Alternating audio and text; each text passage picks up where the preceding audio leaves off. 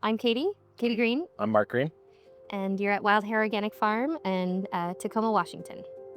Well, we were both originally from Washington State, and we returned here shortly after our daughter was born and ended up settling here in this part of the river valley. Started out on about 5 small acres, and in time took on the business for some previous bosses of ours, took on their land and ultimately conserved and bought it outright and have been running a business here now for, this is our 11th summer in business at Wild Hare.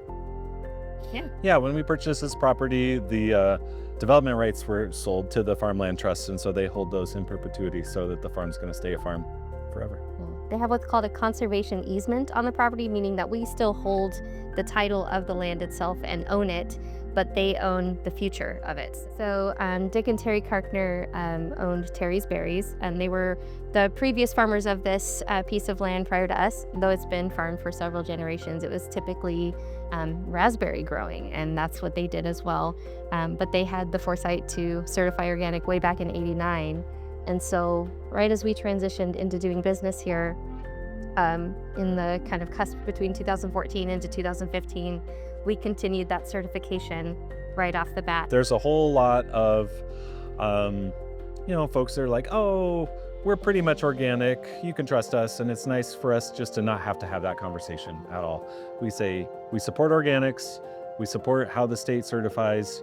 We want to see that move. We want businesses to follow that business marketing model. We want growers to follow that growing style. So we want to support it by being members. And then we also want to be able to tell our customers, yeah, we're certified. Particularly when you are going to places like farmers markets, or if you have a CSA where you're in direct contact, there's a lot of conversation that people want to know what your practices are. And saying that you're certified organic takes care of a blanket of those, and then you can dig a little bit deeper and talk about the way that you treat your soil, the practices that you use for bugs or birds or whatever it might happen to be. I mean, it's a baseline expectation, and I think we always say we grow this way no matter what, but it's really, really nice to have a baseline label that's audited, and we're checking up on it, and the techniques are there and the resources are there as well. There's a lot of reasons that we like to farm organically. I think for us, we really, really, really like the ecological ramifications of it. We like not having to use chemicals, not having to ask our staff to use chemicals, knowing that the farmland itself isn't going to get exposed to that. It's the kind of farming that we want to do, I think, mostly for ecological reasons. Yeah. If you tour the farm, I think one of the things that we hear a lot is, wow, there's so much biodiversity around. And that's something we love about this place. And it's something that we want to maintain, for both ourselves as the farmers here and for the people who visit, and then the people who will be here beyond our time here.